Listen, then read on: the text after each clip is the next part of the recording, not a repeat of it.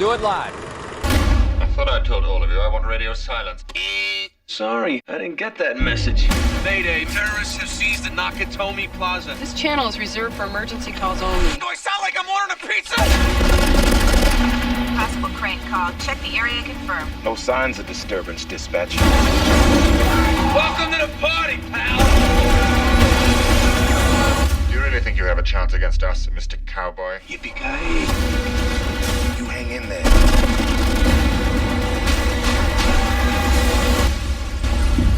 Come out to the coast. We'll get together, have a few laughs. Hey, everybody. Welcome to the lounge. Well, here we are. Hello. Hi, Maria. So we're going to talk about Die Hard, which you've never seen, obviously, which is why we're here. But before we do that, what is that you're drinking tonight? Today is a Let's Paloma. see. You got to show it. Show it. Where There am you I go. showing it? Right, Okay. this camera. Right Okay. there. You got all kinds of cameras with that. It's Yeah. so confusing. It's a Paloma. So it's got 2 ounces of tequila, 2 ounces of grapefruit juice, 2 ounces of sparkling water, and then a 1/4 ounce of simple syrup and 1/2 ounce of lime. Right. Is this another summer drink? It is a summer drink. What See, it's will we got be the summer drinking in the color. winter when we're talking In the about winter, this? we move to whiskey. Oh. Oh, boy. Whiskey, Getting bourbon. serious You're going to there. be seeing some bourbon, like slushes, old fashions. And tonight I am drinking a beer, as always. This is Mick Ultra. Sorry, Miller Lite, but this is Mick Ultra. I mix between the two. All right, so we're talking about Die Hard. Yes, we are. Fantastic film. And as you know, Die Hard is the dream child of my podcast from 5-7 years ago, Yippee-Ki-Yay Mother Podcast. It's actually the name of the YouTube channel that we have. All the shows we do are under Yippee-Ki-Yay Mother Podcast, which started with Die Hard. I'm wearing the Yippee-Ki-Yay shirt, right? You do. And my shorts, which look fantastic. So this movie meant a lot to me, obviously. I feel like it's one of the most perfect films ever put on film. Perfect film ever put on film? Yes. I'm going to stick with that. And we never reviewed it on our own podcast because I felt like, what more can we say about this film that hasn't been said by everybody much smarter than I am? Same with Jaws. Same reason I wouldn't review Jaws, because what's the point? But having said that, since you had never seen it, it was quite exciting to have someone else watch it for the first time. You know, I try not to do the thing where I stare at you while you watch it to put that pressure on you, which I think I did. And the other thing we did is we invited Chris Coker and Jenn Coker over, our friends. Chris has been on the show before. He sat across from me in the lounge talking about Dragon Slayer. We're going to do a couple more with him. But we came over, and the video we're showing is all of us watching, you and Jenn on the couch, me and Chris back here in the lounge. And then we do a little chat after the movie. The interesting thing about Jenn is she was well aware of, co-star Bruce Willis and Alan Rickman. I should know that, Alan Rickman, who she only knew from Harry Potter. She loves Alan Rickman. Right. Is it Rickman? Alan? No. Alan Rickman. Rickman. I'm sorry, I said it I'm wrong. going to get thrown off YouTube. Yeah. Alan Rickman. She only knew him from Harry Potter and loves him. Right. Loves him as an actor, sad to see him die, all that. Right. She didn't realize this was his first film. Right. American film. I don't know if he had done any over in England. I don't think he did. I think he was mostly a stage actor.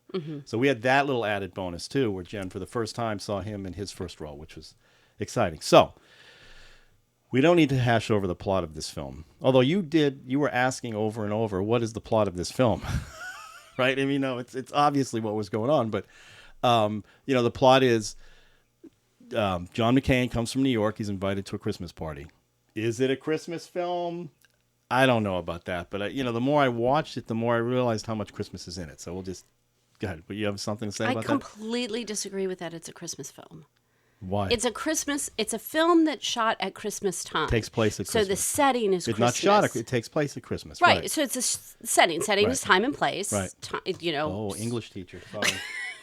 So the setting is Christmas. Right. But it's not a Christmas movie, because to me, a Christmas movie has some sort of Christmas like theme to it, and I didn't he's find invited it to a Christmas party. setting.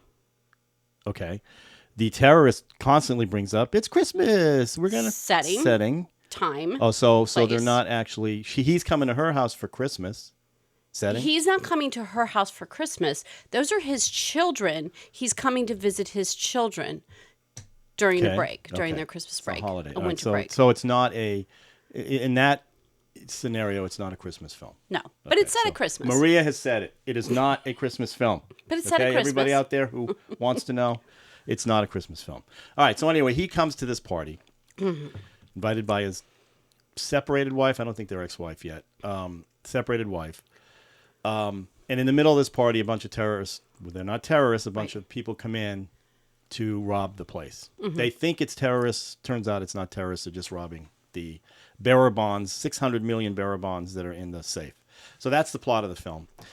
The other thing it is it's the idea that someone's at this party that the terrorists didn't know about, and he mucks up the mix. He screws up the thing because he's a fly in the ointment. He's the one that screws everything up.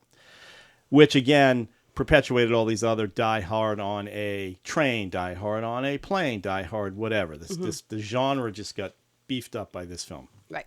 It's also the introduction of Bruce Willis, basically. I think he had done Blind Date maybe before this and a couple other films. I don't know if you ever saw Blind Date. It will not be put on the list, so don't worry about it. Before this one, he was doing Moonlighting at the time, shooting this film at the same time. This film, he rocketed him to superstardom. Right. Bruce Willis. You didn't like Bruce Willis as an actor. Can you tell me why? It's because he's very arrogant, and it's not as a human being or as an actor. As an actor, his parts he took, the parts he was taking, like everybody loved Moonlighting, and I had to beg to disagree because I found him arrogant and misogynistic to a certain extent, and so I was not a big You're ruining my films, but Bruce Willis fan there. So when he did Die Hard, I was not interested in seeing it because I was not a Bruce Willis fan. B, I'm not an action movie kind of person. Right, it was 1988. So. Where were you in 88? In 88, I was married to my first husband and living in Silver Spring. Okay. So were you seeing movies at the time? Occasionally we go out to the movies. When was your first child born? 92. Okay, so this is well before that. Yeah. But okay, but your husband didn't want to go see Die Hard? Maybe he did. I don't know. Oh. I don't remember it being... Let's get on the phone. He might have. No, he might even have gone and saw it with his buddies. Okay. But you guys didn't talk about it when he came back. Not that I remember. Okay. So for me, your Bruce Willis arrogance thing. But every guy that saw Bruce Willis, I mean, we all wanted to be Bruce Willis. Basically Bruno. He was a bartender, became an actor. Or was an actor bartending. He's actually an extra in the movie The Verdict with Paul Newman. He's sitting in the back in that I do like scene. the movie The Verdict. He has nothing. He's just basically he's a cardboard cutout in the back of the thing. And when Moonlighting came out, he was like a breath of fresh air.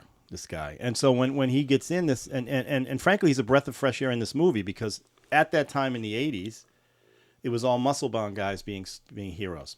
Sylvester Stallone, Schwarzenegger.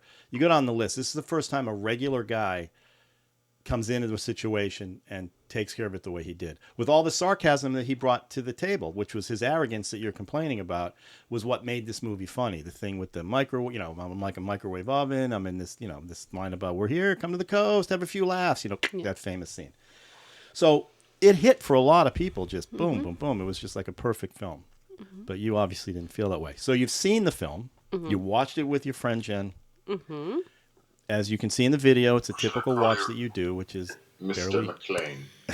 Any reaction. It does look like we're on the front porch of some RV place. I mean, we're very relaxed. We're gonna up our game a little bit on that viewing thing. But, it's honest, so that's good. So watching the film? What's your review? I'm not asking you a rating yet, but what about the film? Well, I thought the film, first of all, Alan Rickman. Okay, great. Yeah. Fabulous villain. Great. He became the archetype of villains. Right. Down the road. He was amazing. And it the whole thing, we can say spoilers because it's so old. The whole thing of him, who said we were terrorists? Yeah. We're bank robbers, but in essence, they're bank robbers, and it's a bank robbery, except for it's not a bank. I thought Bruce Willis was perfect for the part the way it was written. So yes, it was a good vehicle for Bruce Willis. Yes, it was kind of cool how the great guy gets his feet all cut up, and he's still human. Right. He's not superhuman. Right. He's You know, in pain. He's There's in pain. He's showing he's pain. shot, He's showing you know. emotional pain. Right. You know, but all in all, it was an action movie. Okay, so do you like or dislike action films? I'm not a huge fan of them because I find the plot or the story secondary to the action and the blowing up and the demolition and all that stuff. Okay.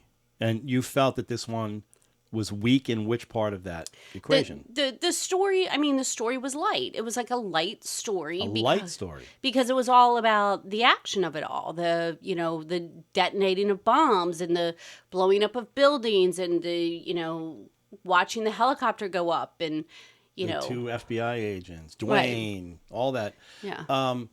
And you thought that was what, standard, or did you think as a action film, not being an action fan as you said, was it stronger in this film or weak in this film?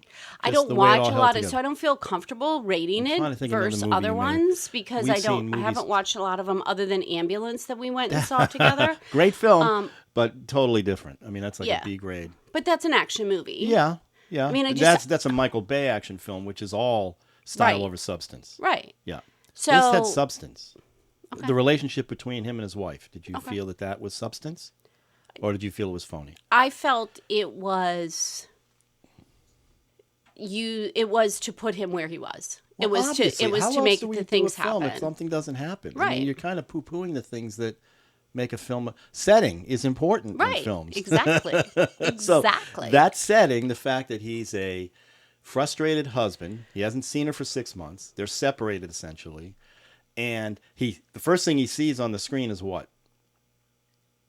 Did you see the movie? I saw the Was movie. her name? Her name was changed. She didn't. She went went back to her she maiden used her name. maiden name there Right. at work. And that immediately upset him. Mm-hmm. So it sets the tone, and that's Bruce Willis too. The scene about, when they have that argument about you don't know what a husband is, or I don't want your definition of what a husband is, she says to him, which starts the whole. Now at that point, this is when the action happens. The terrorists start the attack then, right after their argument.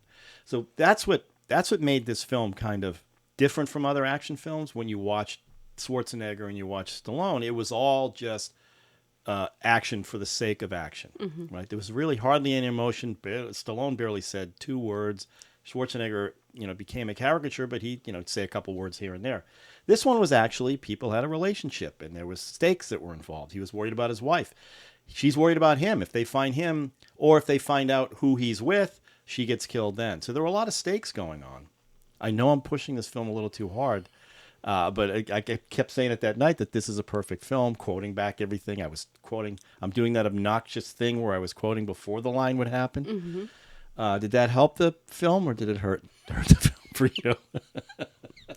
It hurt it because I didn't understand.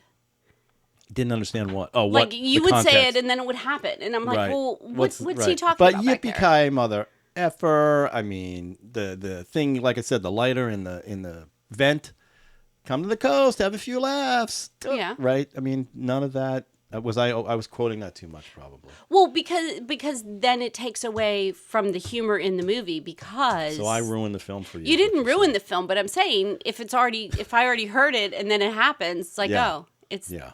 it happened. It's funny. I couldn't help myself. I know you. Chris and I are back here, and it's just like we're quoting I- everything, and it's just having a ball. I think ultimately Jen liked the film.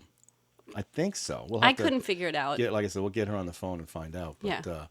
I don't know.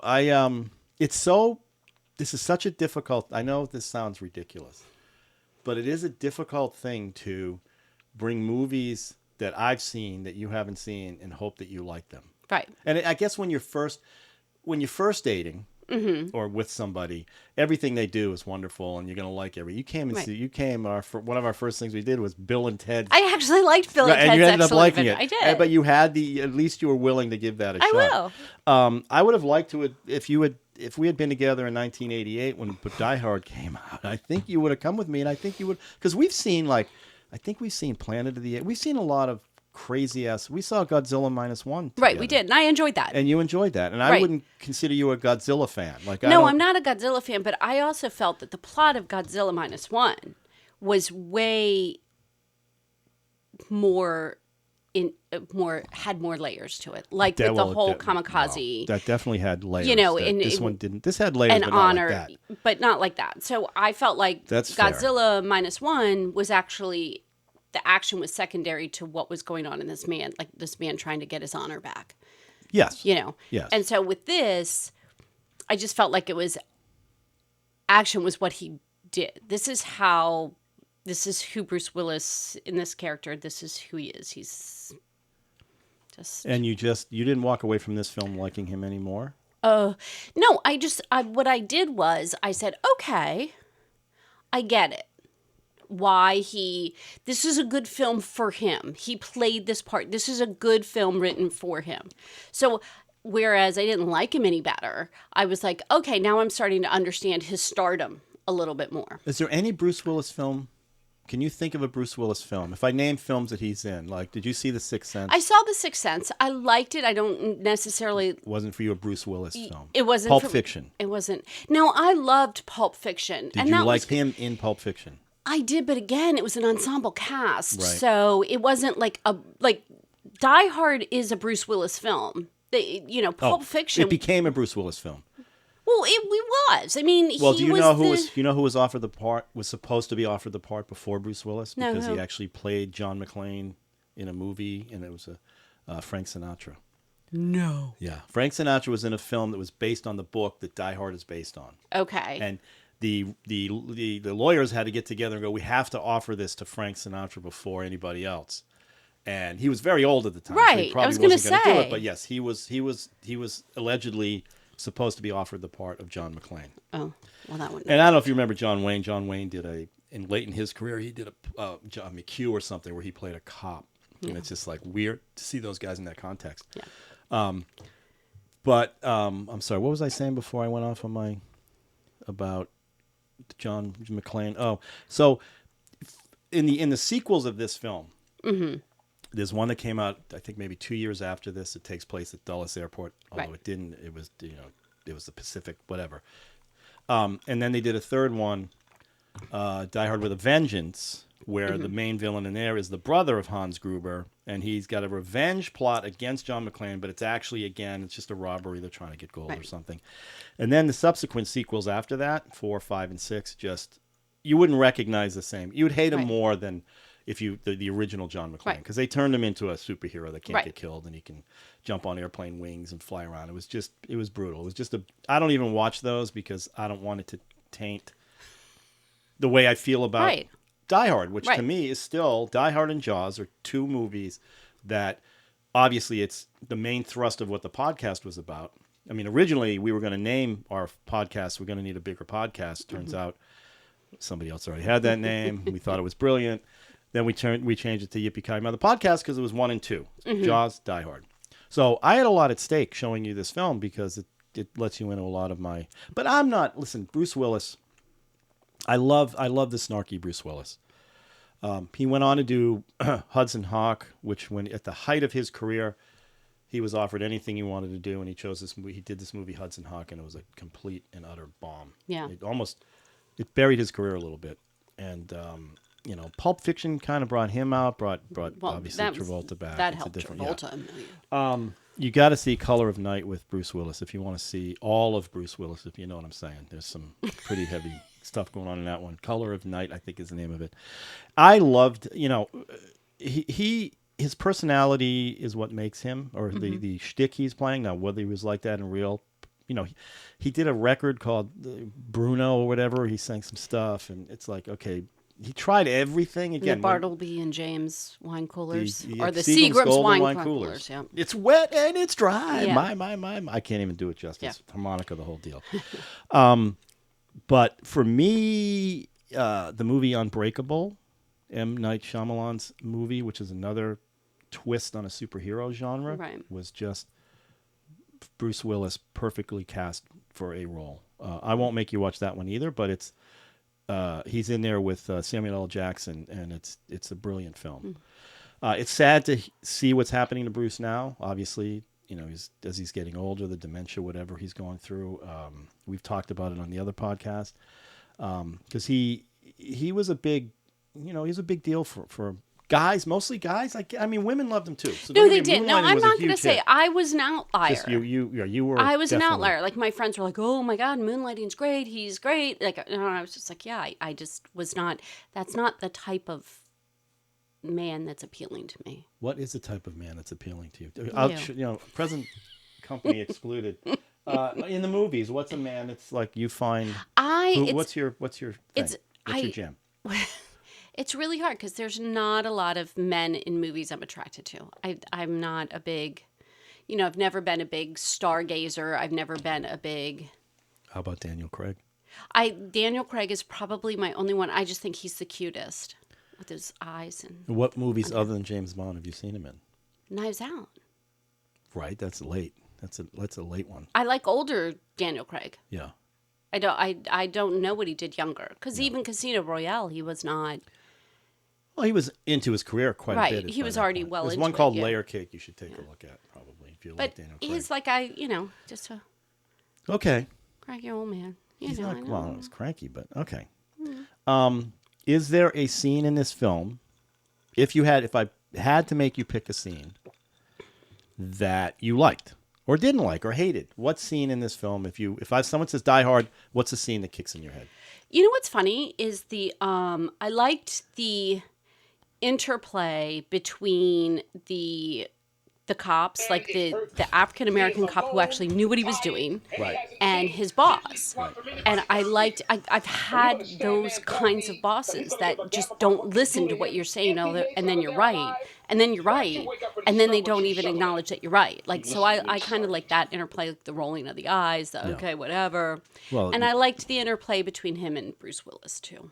Well, he subsequently got a TV series out of that, and he was barely in the sequel. He was barely in Die Hard 2. He was actually on the phone, which is sad because I thought he'd have a bigger part. But, how did L.A., this thing's supposed to happen in D.C., obviously the mechanics of stuff. So, Right. But that isn't a scene. That's just an overall feeling. Is there a scene that you would say, if someone said, give me your favorite scene in Die Hard, do you have a favorite scene? No, Not a one. no. Is there... This is so difficult. I'm sorry. I don't mean to make your life difficult. Well, it is. but It's very difficult I don't when mean you to make it can't- hard, but it's just a movie. Oh my God! But I understand that. Then why are we doing this? The point of this is to. I know, but it's just not like just a movie; it's but like life. you're It is- asking it me is- to boil a whole movie down to one scene. Well, and it's yeah, like- some podcasts actually do that. They Yeah. say, "What's the one scene that epitomizes the whole film?" You can't say that about this film. There isn't a scene you remember that would go, "That's what Die Hard's about." I can't. Oh. I mean, it's just Bruce Willis. So that's what Die Hard is Bruce Willis. Yeah. Well, I mean, that's they're not- kind of interchangeable Yeah. to me now. Yeah. Is it Alan Rickman? It's Alan Rickman, not Adam. It's Alan. I said Alan. I know. It's not you. It's me. I screw everybody's name up.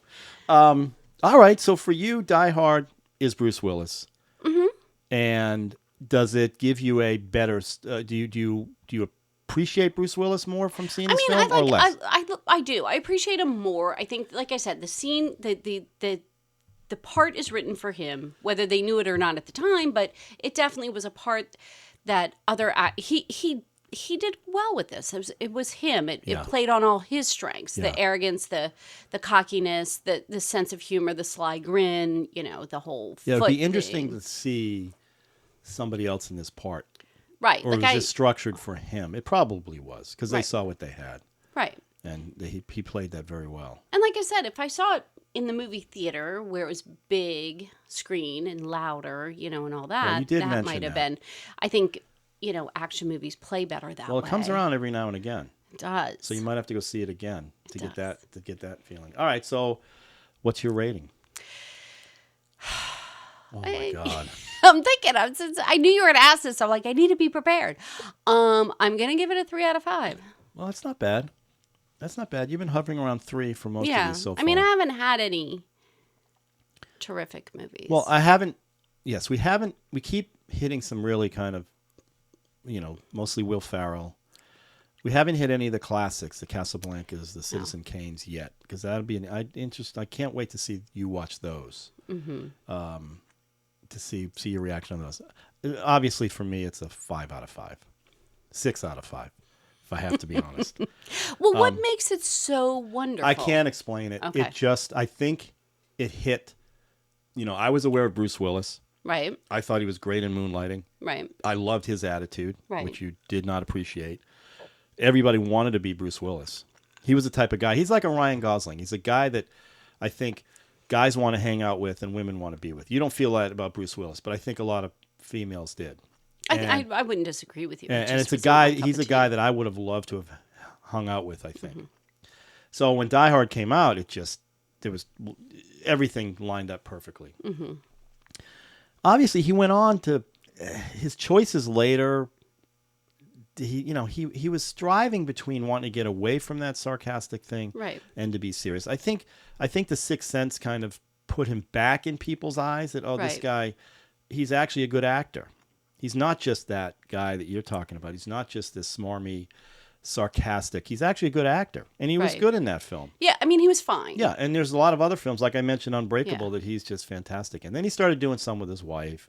When he married Demi Moore, they right. put a couple movies Oh, together. did they? I didn't realize that. Yeah, they did. So he's been up and down. Mm-hmm. And then towards the end of his career, which is what's been going on now, he's been just straight to video stuff just to make money, whether that's him or the people around him. And it definitely tarnishes his legacy a little bit. Mm-hmm. You get Bruce Willis on there, whether he's doing a good job or using an earpiece to hear his lines, whatever it is, they wanted him in there because Bruce Willis still brings people he still can bring people to right. At that point, could still bring people to right. the movie He's got theater. box office. So I just really, and at that time, 1988, it just hit me.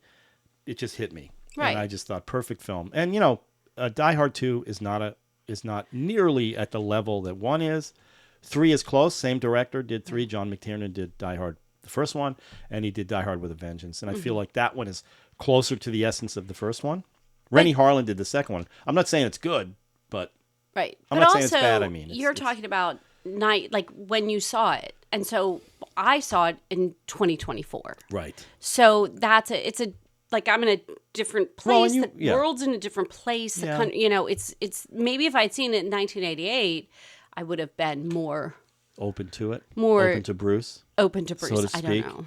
But like I said, I think he was the highlight of it all. Like the 100%. part was written for him, No and he did it. He played it. It had, but perfectly. also the movie had 2 of the greatest And 80s Alan Rickman. douchebags in there. Oh my God, it's the guy from Ghostbusters. The other 80s douchebag. I know. Yeah, it did have had that. the douchebag from Ghostbusters, That was and it had the douchebag who gets killed, the beard guy, the sales guy, Hawk Brockner or something like that. That's the guy who was doing the cocaine on the desk, right?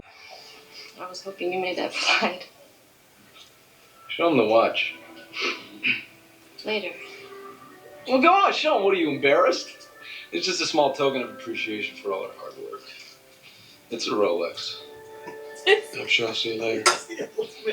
He was in Breaking Away. He played Breaking the Away. head of the frat guy who races the guy at the end. Oh. And he's also in Supergirl. He's an 80s, played great douchebags, and he was great in this film. And the same with the guy who was in Ghostbusters. Right. I can't think of his name right now. He ended up in the second one. He ended up with Bonnie, but at the end of Die Hard, she punches him, right? Right. So there's now a restraining order against her. Right. They end up in a plane flying to Dulles. Right. Bruce Willis is going to Dulles to meet his wife. They've reconciled. Everybody's Right. back together. Terrorists take over the airport. Oh. Now she's flying around with this guy, Right. who's got a restraining order, and all this stuff goes down. And it's the same idea. So it's Die Hard at an airport. Right. Under Siege is Die Hard on a train. Okay. The hockey one with Jean-Claude Van Damme, Die Hard in a hockey. Great film, by the way. Don't you poo-poo that one. It's not on the list, but if you keep that up. Jean-Claude Van Damme. Jean-Claude Van Damme. Yeah, it's a great. He plays a goalie in the middle of that film. It's fantastic. So all right, so you gave it a 3. I gave it a 5. That's a 4, I guess. That's an average of 4. But I gave it a 6. So I just popped the average up a little bit because it deserved a higher rating. All right. Well, that's fun. And like I said, we're going to show the video of the 4 of us talking after, which is fascinating, on the porch at the RV stop that we were at. So yeah, that's it. All right, so we'll try the next 10 question. Okay. Okay. See what it is. I love that you can't see it. I know. What film did you love as a child that you hate now? What film Did we talk? We haven't love talked as about a this one. I don't child believe we talked that about I this. hate Yeah. now? It does, I think did we do this last time? Because it doesn't have to be a child. If you were, because I think I mentioned it, but no, you don't remember this, right? I don't Okay. remember it. It doesn't mean we didn't do Is it. there a film that you watch as a child that you can't stand watching now? Yeah. Okay. As a What is it? kid, we used to, you remember, you used to wait for the movies to come on, like on TV when you would wait for, so every year the Sound of Music would come on. Right. And I used to love it. I'd be like waiting for that Sound of Music. Now, I mean, just stick a Sharpie in my eye. That is just horrendous. So what, you don't like The Sound of Music? No. Oh, that's interesting. We did a few years ago, we did a podcast with our significant others. Before you, I'm sorry. And one of the participants brought The Sound of Music. And I dreaded having to watch it. Right. And I have to admit, I loved it. Now, it's not one I would watch over and over and over, but I did appreciate the film more than I thought I would as an adult. I don't remember seeing it as a kid. That's not. All I remember is the hills, her on the hill and all that. And Christopher Plummer too was a big deal because he was very young in that film, and everybody. Well, loved when I went Christopher to, my Plummer. mom took me to Germany and Austria and Switzerland, and we did the whole tour, the Sound of Music tour, because I was like so into the Sound of Music. So I was like 8 or 9 years old, and I saw all the places they went. I went up to the hill, got to sing the That's song. what I was going to ask. Did you get to run around the hill? Yeah, Oh, you did that'd be everything. cool. It was very cool. And now as an adult, I've seen it a couple of times. I'm like, what was I thinking? Yeah, that's all right. Now, what is it about the film that that does not resonate with you? It's just so anymore? trite. Now that I know, well, They're running away from the Nazis. How is that trite?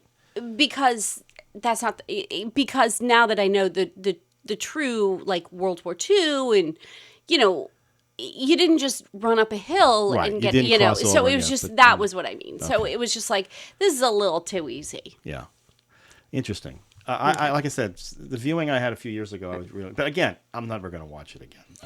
Plus, I had it on Laserdisc, and there were like 6 or 7 discs in there, and I keep flipping. All right, so now we're going to spin. Well, don't you have to answer the question? Oh, I'm sorry. That's right. I thought I mentioned this before, but Forrest Gump. You know what? Did you do this with Chris? I might have, but that's okay. Yeah. And to be fair, I had the same feeling about La La Land when after seeing La La Land, which I in the moment, I just thought it was the most unbelievable film. Really? Yeah. Never seen it. But after thinking about it, you're like, oh, there's no. And I think this is what I was talking to Chris about. There's a great skit on Saturday Night Live where these 2 detectives attack a guy because he didn't like La La Land. It's very funny. No, but Forrest Gump to me was that when it came out, it was such a cultural phenomenon between everything going on with Tom Hanks and the way Zemeckis, he was at his peak at that point. But looking back at that film, I just can't even stand. I can't stand it anymore. And I bought the album. I've got it on Laserdisc. I bought into the whole thing. But for some reason, as I grew older, I'm just like, this is so trite and kind of ridiculous. And as we were doing the Indian Cinemaniac show, there's a famous actor, Amir Khan, I think is his name, who did a remake of Forrest Gump, which is just from the Indian perspective. Really? Yeah, and it's almost beat for beat to Forrest Gump, this one. Right. And I didn't want to watch that one. Yeah. I think my brother John watched it and reviewed it. I'm not sure. It might even be on the website. But yeah, it's like, no, I can't even, that film. No. Okay. Okay. So now the big number we're going to spin for your next film. Are you excited? You I'm ready? so excited. You can't hear the music. I know, I can't hear it. Can't see a turn. Oh, okay. What's True Romance. Are you aware of True Romance? who's in that? Is that Christian Slater. Oh, I love Christian Slater. Christian Slater, directed by Tony Scott, written by Quentin Tarantino. Oh, okay. Let me see what year it came out. It's another. It's going to be interesting how you take on this one. I'm going to predict that I think this is one you're going to like, even though it's quite violent, not in any kind of. I don't know. It's violent. Christopher Walken's in the film. I like him. James Gandolfini's in the I film. like him. Dennis Hopper's in the film. Like him. Michael Rappaport's in the film. I like him. Yeah, you like him. I mean, I like all these think you people. might like this one. I'm sorry, I'm blanking on the actress, and as always, and I cannot. Oh, here, look, IMDb. Let me get it real quick. Say something else nice about Bruce Willis while I'm doing this, Say if you something can. else. Do you have anything nice that you can say about Bruce Willis? Well, no, he does sarcasm really well. He Okay. pulls it off in a way that you know he's being sarcastic, where he's got that like slight little grin and everything. yep. Sometimes people are too deadpan and you can't Yeah. quite figure it out. You're always in on the joke with him. Yeah. Okay. And I appreciate that. 1993. Patricia Arquette's the woman I'm trying to think of. Oh, I like her too. Val Kilmer's in it as well. Oh, well, Plays- he's he's- kind of hot and cold with plays me, Elvis. so he plays Elvis. Yes, Oh, that's that'd all be I'm gonna say. interesting. So True Romance. So that'll Okay, be fun. that'll be good. It's a film I'm I excited. love. I'm actually looking forward to that. Good. All right. Well, there we go. Another lounge down. Your beautiful drink you had, Yes. and you're halfway through that one. Well, How's it taste to you? Is it good? it's very good. Yeah? This is definitely The garnish a is very keeper. nice, the grapefruit It's garnish. definitely going to be happening out on the deck later Tonight? Not Or tonight, just, during the week, you know. during the summer. during the summer. All right. Well, thank you, You're welcome. and we'll see True Romance. Okay. Cheers. Cheers.